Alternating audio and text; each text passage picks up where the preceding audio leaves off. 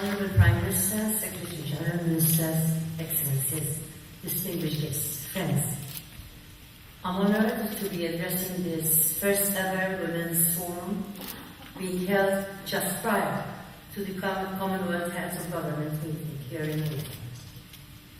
The convening of the Women's Forum shows the commitment of the Commonwealth to the estimated 1 billion women living within it, and to share concerns regarding issues of gender experience by each and every one of us. I am sure you will deliberate on the contribution women must make in a spirit of collaboration and free participation towards the political, economic, and social transformation of our communities within our own countries and ultimately the world. In so doing, you will undoubtedly identify both the opportunities and the barriers faced by women even in the 21st century. I am confident that the Women's Forum will highlight the lived experiences of women today and hopefully become a catalyst to influence much needed and long-awaited changes. We must ask ourselves, what is the reality of women's lives today? According to United Nations data, in leadership and political participation, only 22% of all national parliamentarians are female as of August 2015. A slow increase from 11.3% in 1995. So slow that, at this rate, it will take another 50 years to reach parity. In 31 major peace processes that took place between 1992 and 2011, women represented on average 9% of formal negotiating delegations, 4% of peace process signatories, and 2.4% as chief mediators. Meanwhile, the 2015 International Labour Organization report entitled Women in Business and Management, Gaining Momentum, shows that over the last 20 years, there has been a surge in the number of women employed in senior and middle management positions. It finds that women have attained 20% or more of all board positions in just a handful of countries. On the same note, the World Economic Forum Gender Gap Report for 2015 states that if we do not initiate some fundamental changes, it is going to take 81 years to see parity in women's participation in the economy. According to data issued by the United Nations Women, more than 1.3 billion women, that is over 1/3 of women, do not have an account in financial institutions worldwide, while in sub-Saharan Africa, only 23% of girls complete their primary education. Even when measuring achievements for women, we find great disparity among nations. While some nations celebrate an increase in the representation of women in our respective parliaments, others are celebrating women's access to clean water. Addressing the Women's International Forum in January this year at the United Nations headquarters in New York, Helen Clark, former Prime Minister of New Zealand and currently Administrator of the United Nations Development Programme, identified 2015 as a very important year for gender equality and empowerment of women.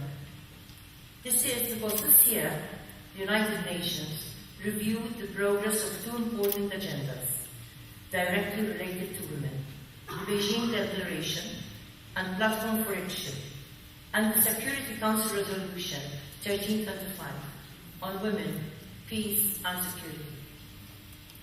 In response to the review of the Beijing Declaration and Platform for Action, the United Nations Under Secretary General and Executive Director of UN Women hold a report a wake-up call, further elaborated, and I quote, "The report is a salutary account of a world that has not, in the main, improved much for women and girls, and for some has got a lot worse.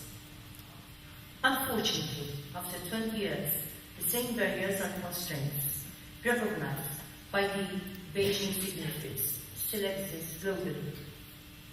Persistent conflicts, global financial and economic crisis, volatile food and energy prices, and climate change have negatively impacted on women and girls, leading to intensified inequalities and vulnerability. Similarly, the review report of the Security Council Resolution 1325 on women, peace and security offers no reprieve.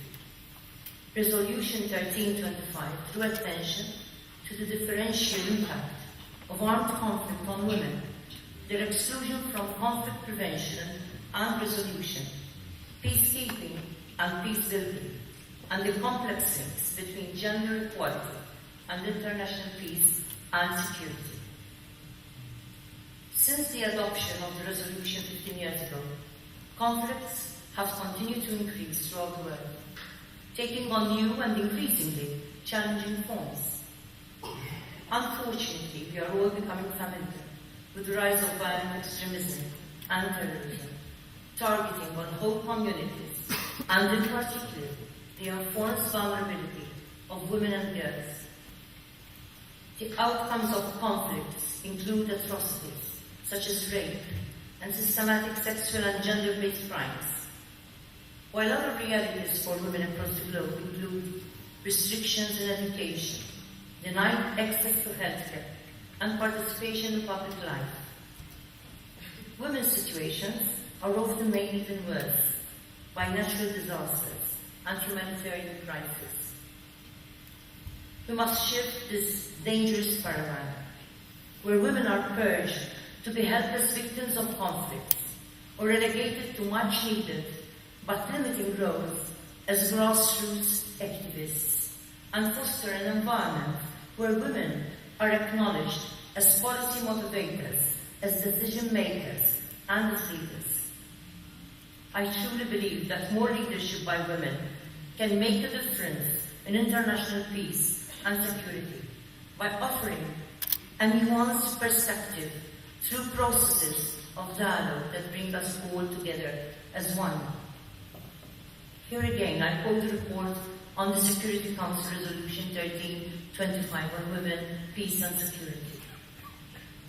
It says, in an era when armed extremist groups place the subordination of women at the top of their agenda, our response should be unwavering support for empowering girls and women. The newly adopted United Nations 2030 goals for sustainable development also reflect this priority. The goal that concerns us here also reflects the very aim of this forum, as it states the need to, and I quote, to achieve gender equality and empower all women and girls.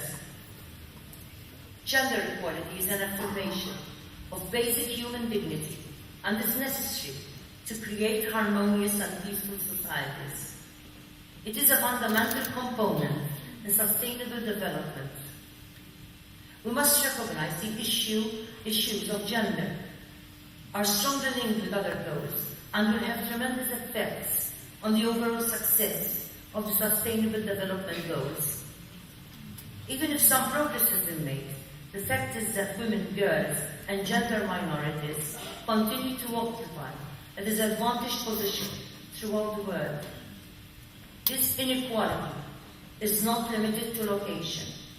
It is also not limited to whether their oppression occurs in poor households or in developing countries. Discrimination occurs in both situations of peace and conflict. However, it is much more devastating in situations of conflict. Reports continuously show that inequalities persist worldwide, affecting the wide range of rights. These include health, education, public and political life, employment, and access to justice. In looking at a more equal future, we must all recognize that gender inequality negatively affects all people regardless of their gender identities. The road towards gender equality should be viewed not merely as a transfer of opportunities or privileges from one group to another, but as a fundamental necessity if we are to achieve the enjoyment of all our rights. The He for She campaign, spearheaded by UN Women, is a leading global campaign on gender equality. Together with fellow heads of state, I'm committed to this campaign and its message of gender equality. Together with other champions, we are determined to make a difference in the lives of women and girls worldwide. To this mandate, through my foundation for the well-being of society, I have added a significant focus on the protection and empowerment of gender minorities. We encourage all other He for She champions to do the same, recognizing the importance of gender self-determination and the creation of peace-oriented and dignity-affirming societies. A key message of the campaign is that gender equality is not an issue faced by women or gender minorities alone. It is, in fact, a human rights issue that affects us all. We all stand to benefit from gender equality, liberating us from prescribed social roles and the gender stereotypes of a binary system that must be interrogated and transformed. I hereby commend you and women for this powerful initiative and congratulate all those who have joined this campaign worldwide.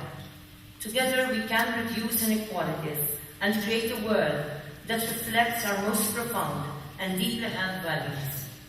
I urge you, distinguished friends, to become champions of gender equality so that others shall follow your example and join the He for She campaign to end the discrimination faced by so many worldwide.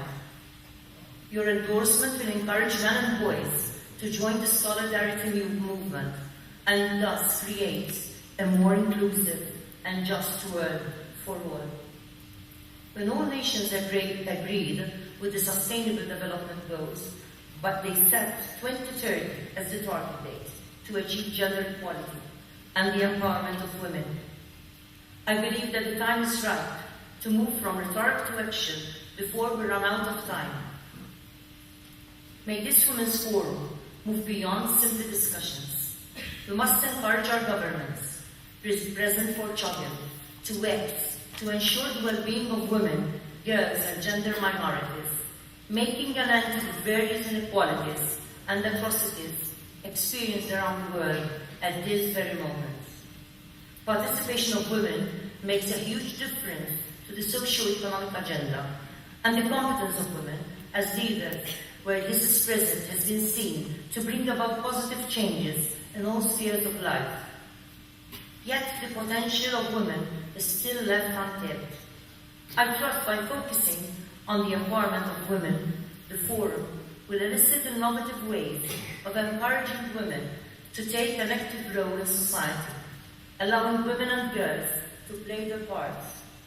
It is only when women are present in numbers that they can make a real difference. I feel confident that this forum will provide the perfect opportunity to address these issues and endeavor to unearth possible responses to the challenges faced by millions of women. May the Women's Forum be a catalyst for heads of government to act in ways that bring about true and effective equality. The Commonwealth can then be an inspiration to the world, a light in a time of growing darkness, by bringing about change, systematic and sustained transformations in the lives of women and girls across the globe. On concluding, I would like to share a quote by Mr. Ban Ki-moon, Secretary General of the United Nations. And he said, "Justice for women takes more than new laws and new funding. Ultimately, we need new mindsets. May you all emerge from this forum with new mindsets about the role of women in the world today. Only then will you, as agents of change, influence and disseminate a new mindset in order to achieve a real change in the lives of all women. We must work together to create an environment where women may stand in their truth and speak with their own voice, free to be all that they can be.